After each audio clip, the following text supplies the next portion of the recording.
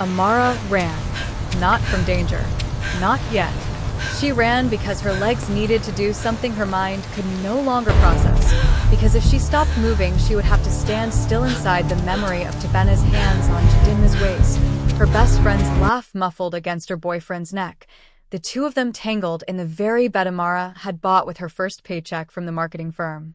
She ran until her chest burned, until the streets of Seoul's Itaewon district blurred into smeared light and rain-slicked pavement, until she turned down an alley she had never taken before and collided with the edge of a nightmare that was not her own. There were 3 men. One was on the ground already, bleeding from his side, gasping. 2 others stood over him, one holding a blade slick and dark, the other holding a gun loosely, almost bored. The way men hold weapons when they've done this so many times it no longer excites them. Amara's brain, still raw from betrayal, did not process danger the way it should have. She screamed. Not a plan. Not a strategy. Just a sound tearing out of her, sharp and sudden, and it was enough. The man with the gun turned, startled, and in that half-second the bleeding man on the ground moved. He was fast despite his wound, faster than a dying man should be, and he drove his elbow into the startled man's throat and twisted the gun from his grip before either attacker could recover from the scream. Amara didn't stay to watch the rest. Some instinct animal and old took over, the same instinct that makes a person shield a stranger's child from a falling shelf without thinking of consequence. She grabbed the bleeding man by the arm mid-struggle and screamed at him to move, and something in her voice, desperate, furious, human, cut through his focus long enough that he let her pull him. They ran together, her half dragging him down the alley, him grunting in pain but keeping pace, until they burst out onto a side street where her car was parked crookedly against a curb, exactly where she'd left it before her world broke apart 3 hours ago. "Get in," she said, and he did, bleeding onto the passenger seat of her Hyundai without protest, without question, because whatever training had shaped this man had apparently not included a contingency for a stranger with red-rimmed eyes and shaking hands pulling him out of an execution. She drove without knowing where. Her hands trembled on the wheel. Somewhere behind them, sirens began, faint and far. The man beside her pressed his palm hard against his side and said nothing for 6 full minutes, and in the silence, Amara realized what she had done, what she had touched, what kind of blood was now on her car seat, and she started laughing, the wrong kind of laughter, cracked and hysterical, because her boyfriend had cheated with her best friend, and now there was a bleeding stranger dying quietly in her passenger seat, and none of it made any sense anymore. If this hook already has your heart racing, imagine what's coming. Hit subscribe now, drop a comment telling me where you'd have run if you were Amara, and smash that like button, because this story is about to get a lot more dangerous. "Why did you help me?" the man finally asked, voice low, accented, controlled even through pain. "I don't know," Amara said honestly. "I wasn't thinking. I don't even know your name." "Kang Joon-ho," he said, and then, after a pause that felt deliberate, "You should not know that name. It will not help you to know it." Too late, Amara snapped, some of her earlier rage bleeding into her voice now, transferred from Tabena to this stranger because she needed somewhere to put it. "I just watched 2 men try to gut you like a fish. I have your blood on my seats, and you're telling me my life just got worse by learning your name? My life was already worse. My boyfriend was inside my best friend 2 hours ago. So forgive me if a little gang violence doesn't scare me tonight." Something shifted in Joon-ho's expression, something between surprise and recognition, though he said nothing about it yet. "Take me to the corner of Hanamdero. There is a clinic, a private one. Are you going to explain to me what just happened?" No.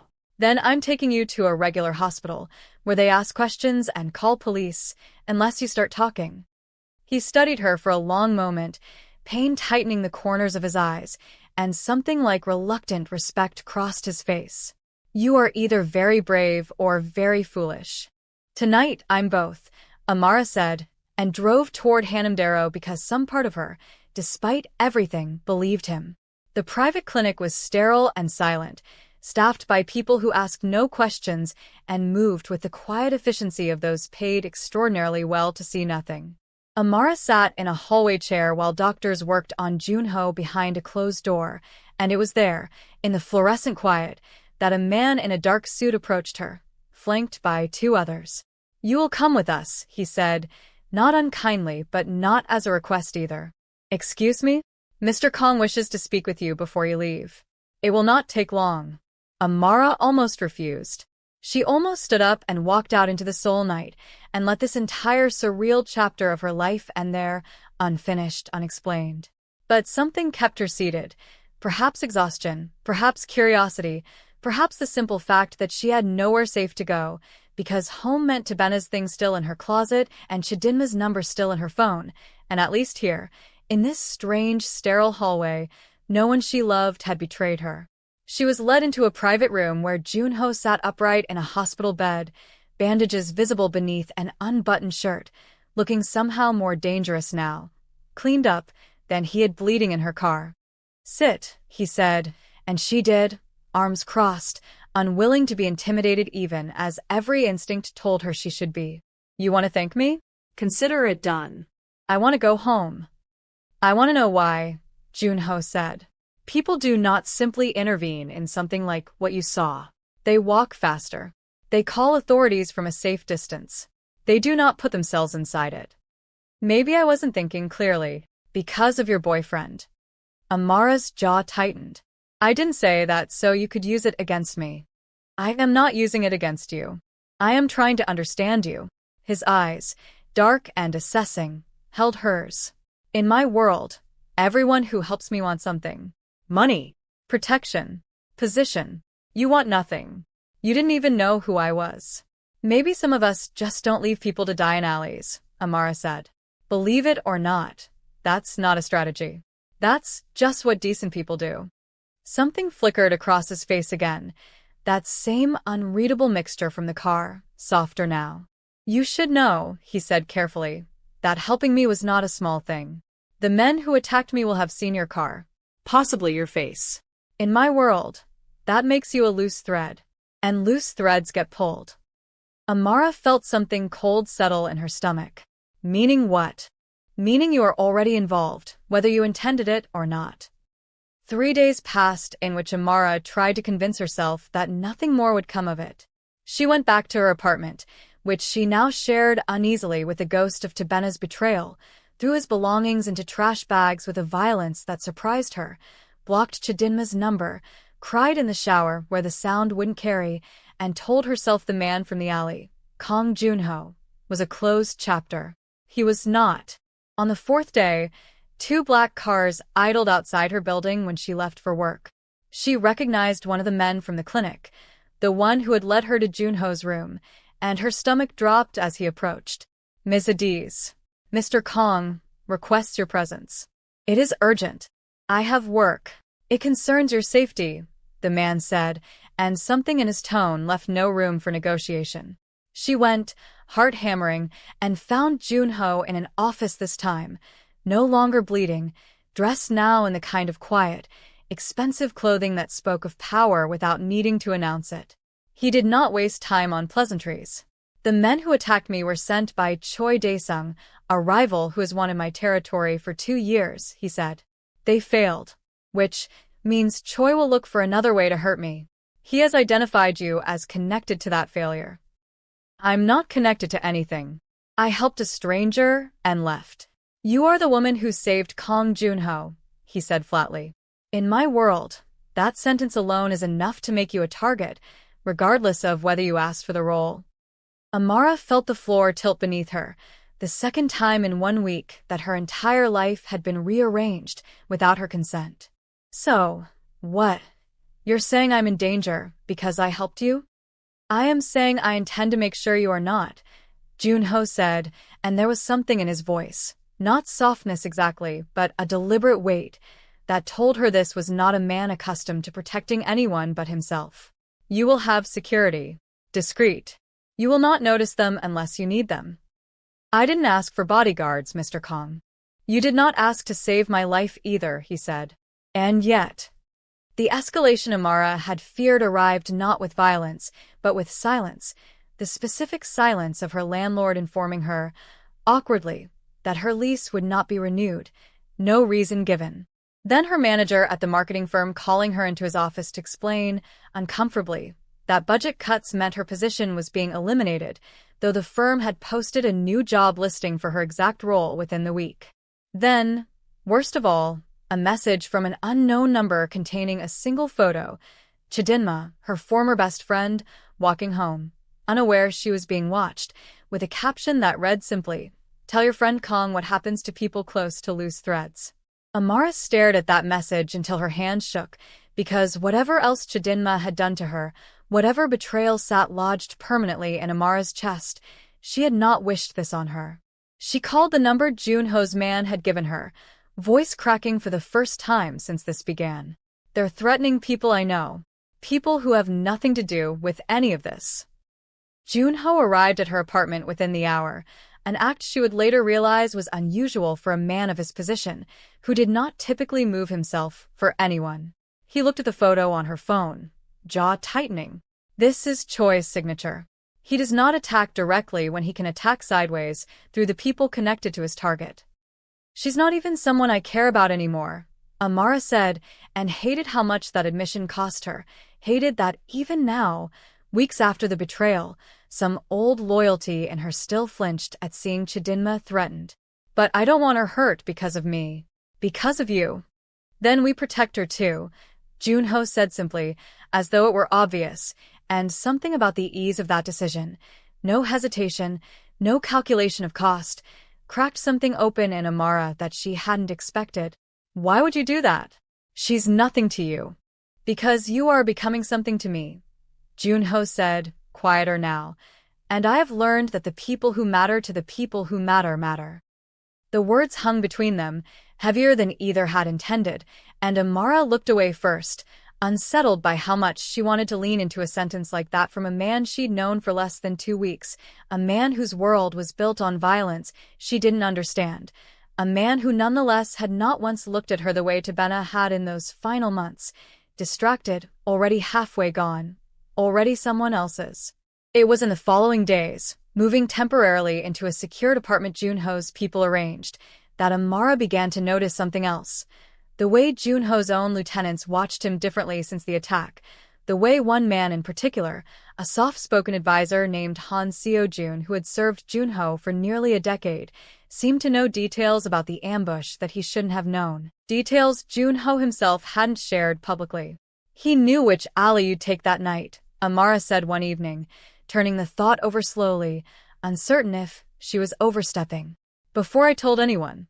Before you told anyone. How would Choi's men know that unless someone told them?"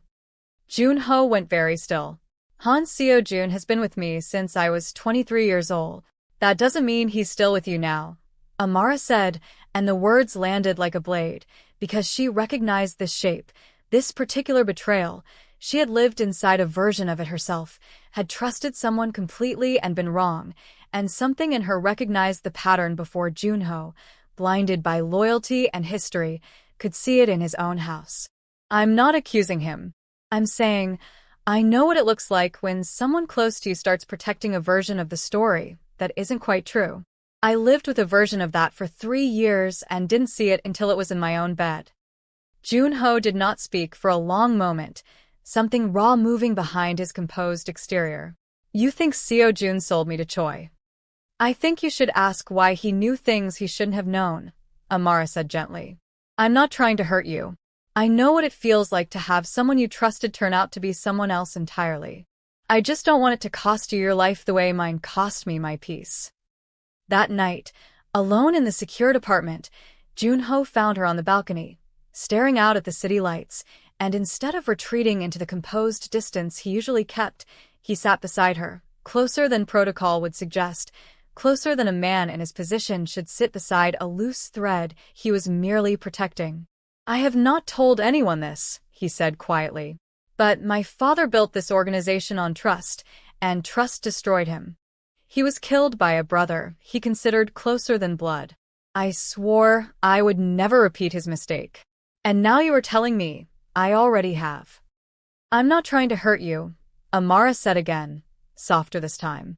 I know, Joon-ho said. That is what unsettles me most. Everyone else who speaks to me wants something. You keep telling me things that cost you nothing to hide and everything to say, and you gain nothing from saying them. Maybe I'm just tired of watching people I care about get destroyed by people they trusted, Amara said, and the word care slipped out before she could stop it, hanging between them in the warm night air. Joon-ho turned to look at her fully then, something unguarded in his expression for the first time since she'd met him bleeding in an alley. Do you care? I shouldn't, Amara admitted. This is insane. 3 weeks ago, I didn't know you existed. My life fell apart, and instead of falling apart quietly like a normal person, I fell into whatever this is. Then we are both fools, Joon-ho said, and there was the ghost of a smile there, the first she had seen from him, because I have spent 10 years building walls no one has climbed, and you did it while covered in my blood, screaming at me in a car. Before that reckoning arrived, there was one more night that nearly broke everything, a night Amara would replay for years afterward, unsure whether to call it the closest she came to losing her life or the moment she finally understood what she had walked into. Two of Choi's men, growing impatient with Seo Jun's slow leak of information, decided to send a message directly instead of waiting on second-hand betrayal. Amara was alone in the secured apartment when the power cut out, plunging the rooms into a darkness that felt deliberate, engineered. She had learned, in her weeks inside Joon-ho's world, not to freeze the way she once might have. She moved to the panic switch his security team had installed near the bedroom door, pressed it once, twice, and then heard the lock on the front door groan under pressure that was not accidental. Joon-ho isn't here, she called out, voice steadier than she felt, buying herself seconds she didn't know what to do with. Whatever you're here for, you're wasting your time. We know he isn't here, a voice answered, calm, almost amused, through the door. That is exactly why we came. The door gave. Amara grabbed the heaviest object within reach, a lamp, absurd and useless feeling in her hand, and backed toward the balcony, mind racing through options that all felt equally impossible. The first man through the door was fast, faster than she expected, and she swung wildly, catching him across the temple hard enough to stagger him, buying herself 3 seconds that felt like nothing and everything at once. It was Joon-ho's security detail, alerted by the panic switch, who reached the apartment before the second man could finish what the first had started, wrestling both intruders to the ground in a scramble of noise and violence that left Amara shaking against the balcony railing, adrenaline burning through her veins long after the danger had actually passed. Joon-ho arrived 11 minutes later, and Amara would remember for the rest of her life the look on his face when he saw her standing there unharmed but trembling, a look that had nothing composed left in it at all. I should not have left you, he said, voice rough in a way she had never heard from him, gripping her shoulders as though checking with his own hands that she was real, unhurt, still standing. I made a mistake. I underestimated how fast Choi would move once he realized his informant was compromised. I'm fine, Amara said, though her voice shook on the second word, betraying her. You are not fine. You are shaking. His hands moved from her shoulders to cup her face, an intimacy neither of them had allowed themselves before this moment, born entirely of fear rather than romance, and yet unmistakably real. I have failed people before. I have buried men who trusted me to keep them safe. I refuse to bury you because I was careless. Then don't be careless again, Amara said, and something in the simplicity of that demand, the sheer directness of it, seemed to settle something in him. I won't, Joon-ho said, and for the first time since the alley, he meant it not as a man protecting an asset, but as a man afraid of losing someone he could no longer imagine his life without. It was this night, more than any conversation before it, that hardened Joon-ho's resolve to end things with Choi quickly, decisively, before another attempt could come closer to succeeding than this one had. He moved up his timeline for confronting Seo Jun by nearly a week, unwilling to let his own hesitation cost Amara her life the way his father's hesitation had once cost him everything. The confrontation, when it came fast. Han Seo Jun, cornered by Joon-ho's quiet investigation, An investigation Amara had helped shape simply by asking the right uncomfortable questions, attempted to flee the city with financial records that would have exposed years of information sold to Choi Dae-sung. Joon-ho's men intercepted him at the airport, and what followed was not the clean, cinematic justice of films, but something messier, sadder. A man who had raised Joon-ho in many ways as an uncle would, weeping as he confessed, citing debts, threats against his own family, choices made years ago that snowballed beyond his control. "I didn't want this," Seo-jun said, kneeling, broken, in the underground room where Joon-ho finally confronted him. "Choi threatened my daughter. I had no choice." "You had a choice the moment you told him which alley I would walk," Joon-ho said, voice steady despite the visible pain in his eyes. "You had a choice every day after that. You chose him over me, over all of us, again and again." Amara, standing at the back of the room at Joon-ho's request, a request she still didn't fully understand, except that perhaps he needed someone there who understood betrayal without judgment, watched Joon-ho's hands shake slightly, the only sign of the storm beneath his composure. "What will you do to him?" she asked quietly, afterward. Once Seo-jun had been taken away, his fate left deliberately unspoken. "What I must," Joon-ho said. "It is not what you are imagining. I am not without mercy for a man who is cornered by threats to his child. But I cannot pretend the betrayal did not happen. Mercy and consequence are not the same thing." The final confrontation with Choi Dae-sung came 2 days later, forced into the open once Choi realized his informant had been captured, his advantage gone. He came not with an army but with a single demand, delivered through intermediaries. Amara, in exchange for peace, a woman he considered nothing more than a symbol of Joon-ho's weakness, proof that the once untouchable Kang Joon-ho now had something soft enough to threaten. "Absolutely not," Joon-ho said, the moment the demand reached him, and for the first time since Amara had known him, she saw something close to fury cross his composed features. "He will not touch her." "You would risk war over one woman you've known for weeks?" one of his men asked, disbelief evident. "I would risk far more than that," Joon-ho said, and looked at Amara across the room in a way that answered a question she hadn't dared ask aloud. Amara, for her part, refused to be a bargaining chip decided over her head. "If this ends with him coming for me regardless, then I want to be part of ending it, not hidden away waiting for someone else's war to find me." What followed was not reckless heroism but careful strategy, born from Amara's outsider perspective and Joon-ho's decade of experience. She recognized, from something small Choi's men had said during a tense exchange of terms, a location detail that mirrored language used in the original attack message weeks earlier. A detail that let Joon-ho's people track Choi's temporary base faster than his own intelligence network could have managed alone. It was Amara who noticed it, Amara whose fresh eyes caught what seasoned operatives, too close to the pattern, had missed. The confrontation, when Joon-ho's people moved on Choi's base, was swift and decisive, ending not in the drawn-out war his lieutenants had feared, but in Choi's arrest by authorities quietly informed of his other crimes. Human trafficking routes Joon-ho had refused to touch even as a rival, crimes that finally gave legitimate law enforcement reason to act where organizational rivalry alone would not have. Joon-ho had not needed to spill more blood. He had simply needed to expose a truth Choi had hidden even from his own allies. In the aftermath, standing in the quiet of Joon-ho's penthouse as the city lights blinked below them, Amara finally allowed herself to feel the full weight of everything. The betrayal that started it, the alley that changed it, the weeks of fear and fire that followed. "I came out here that night because I didn't want to feel anything," she admitted. "And now I feel more than I have in years." "Do you regret it?" Joon-ho asked. "Any of it?" Amara considered the question honestly, the way she owed both of them honesty after everything. "I regret the year I wasted on someone who never saw me. I don't regret the alley. I don't regret you. I told you once that helping me was not a small thing," Joon-ho said, stepping closer.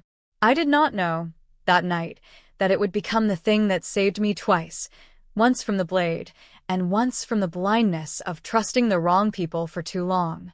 "And what does that make us now?" Amara asked. "I do not know," Joon-ho admitted, something almost vulnerable in the honesty of it. I have never been someone who plans past the next threat. But I know I do not want this to end simply because the danger has passed. Amara let herself smile, small and real, the first unguarded smile in longer than she could remember. Then maybe we figure it out. Together. Slowly. Like people who didn't meet in a stabbing. A reasonable request, Joon-ho said, and for the first time, he laughed, not the composed, calculated sound of a man managing appearances, but something genuine, something that told her the walls he'd built for 10 years had, despite everything, found their first real crack. But peace, Amara would learn in the weeks that followed, was not a single moment. It was a series of smaller reckonings, harder in some ways than the war itself, because there was no enemy left to blame for them.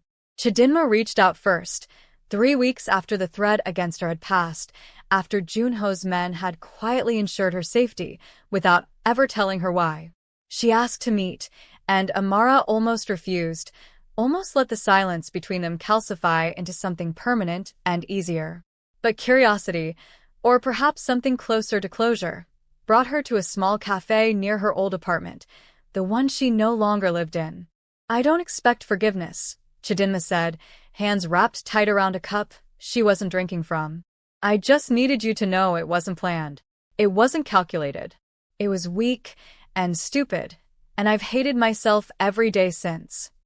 That doesn't undo it, Amara said, voice steady in a way that surprised her. I know. Tabena reached out to me too. Did you know that? Amara watched Chidinma's face carefully. He said the same thing. That it wasn't planned. That it just happened. Do you know what I realized, listening to both of you say the exact same sentence? Betrayal never happens all at once. It happens in 100 small moments where two people choose not to stop themselves. That's not an accident. That's a pattern of choices. Chidinma had no answer for that, and Amara did not wait for one. She stood, left money for her untouched coffee, and walked out into a version of her life that no longer needed either of them at its center. She told Joon-ho about it that night, sitting on the same balcony where he had first admitted something true to her, and he listened without interrupting, the way he had learned to do in the months since the alley, since Seo-jun, since the war with Choi that had reshaped both their lives. You didn't shout at her, he observed. I expected fire. I spent all my fire the night I met you, Amara said. There wasn't room left for people who'd already taken enough of it. And is there room? Joon-ho asked carefully, for something else now? Amara turned to look at him fully, at the man who had been a stranger bleeding in her car, who had become something she still did not have a clean word for, not boyfriend, not protector, not simply the man whose world had swallowed hers. Something more complicated and more honest than any of those. There's room, she said. But I need you to understand something. I'm not doing this because you saved me from anything. You didn't. I saved myself first, the night I threw Tabena's things into trash bags. You're not my rescue, Joon-ho. If anything, I was yours. I know, Joon-ho said, and there was no wounded pride in it, only quiet recognition, the kind that comes from a man who had spent a decade believing he needed no one and had finally, painfully, unlearned it. That is exactly why I am asking. Months later, when the organization had stabilized under new leadership structures Joon-ho trusted more carefully than he once had, when Han Seo-jun's fate had been settled with a mercy that still cost him nightly sleep, when Choi Dae-sung's name had faded into court records and old rivalries buried beneath new alliances, Amara stood again on a Seoul street at night, no longer running from anything. She thought sometimes about that alley, how close she had come to walking a different route home, how a single decision made in the wreckage of heartbreak had rerouted not just her life, but the fate of an entire organization, exposed a traitor who might have bled Joon-ho slowly for years, ended a war before it truly began. She did not believe in fate, not exactly. But she believed, now, that the worst nights sometimes carried inside them the exact door a person needed, even if they could not see it while they were still running. Joon-ho found her there, as he often did now, not with bodyguards trailing at a careful distance, but simply beside her, hands in his pockets, watching the same skyline. Regrets? He asked, an old question between them now, worn smooth with asking.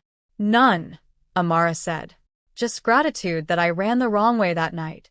The wrong way, Joon-ho repeated, something warm beneath the words, led you exactly where you were supposed to be. If this story kept you on the edge of your seat from that very first alley to this final rooftop, make sure you subscribe so you never miss what's coming next. Drop a comment below telling me if you saw Han Seo-jun's betrayal coming before Amara did. Hit that like button if Amara and Joon-ho earned their ending. And share this with someone who needs to believe that sometimes the worst night of your life is only the beginning of the story you were always meant to live. See you in the next one.